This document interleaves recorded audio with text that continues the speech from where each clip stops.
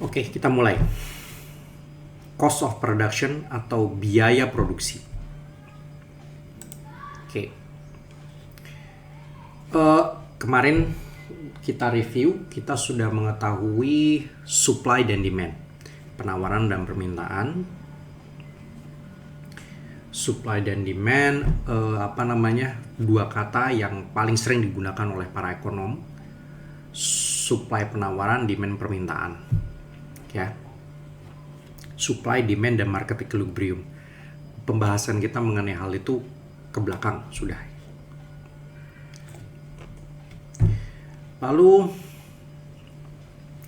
karena kita biaya produksi, pertama kali kita harus mendefinisikan apa itu biaya. Nah, silakan Anda catat.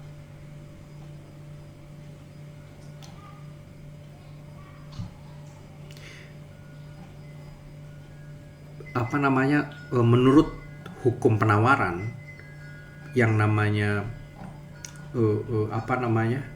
produsen akan menjual barang dalam jumlah yang berbesar kalau misalnya harganya itu tinggi.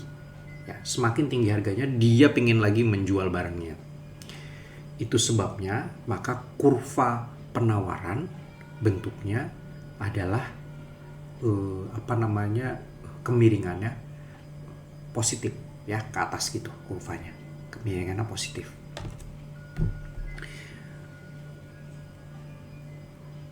Nah, apa sih tujuan suatu perusahaan? Tujuan satu perusahaan menurut ekonom adalah memaksimumkan profit. Memaksimumkan profit, keuntungan. Di mana profit itu adalah gabungan fungsi dari total revenue atau total pendapatan dikurangi dengan total biaya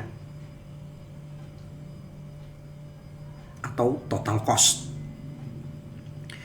Total pendapatan yaitu jumlah yang diterima. Udah jelas kalau itu. Harganya dikali jumlah kuantitas barang. Itu udah gampang. Tapi total cost, untuk sementara, biaya ini didefinisikan sebagai nilai pasar dari semua sumber daya yang digunakan untuk produksi.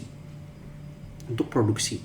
Jadi, total semua input yang digunakan untuk produksi. Catat bagian ini. Bagian ini cukup penting. Total revenue, TR, harganya dikali banyaknya kuantitas produk yang dijual, total biaya, nilai pasar semua input dari produksi yang digunakan untuk produksi. Sehingga profit itu TR-nya dikurangi TC. TR dikurangi TC. Ya. Total revenue kurangi total cost.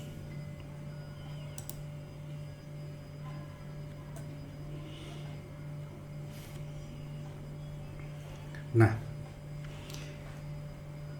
biaya itu juga dipandang sebagai opportunity cost. Nah, apa itu opportunity cost?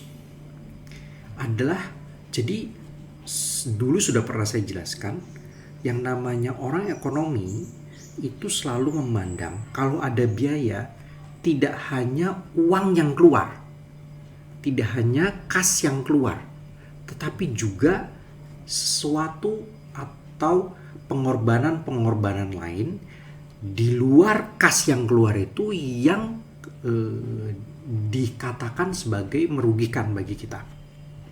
Contoh,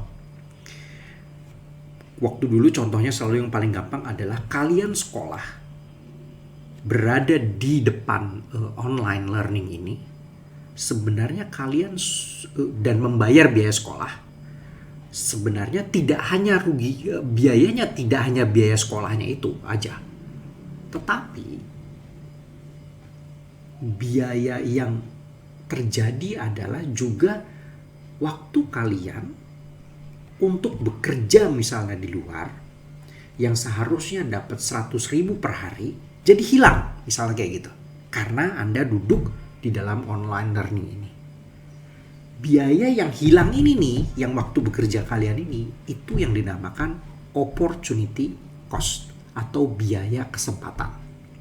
Sebenarnya karena biaya kehilangan kesempatan ini gitu ya. Sebenarnya kurang enak sih kalau diterjemahkan biaya kesempatan, tapi bahasa Inggrisnya opportunity cost. Dan ini istilah yang sudah sangat familiar. Ya.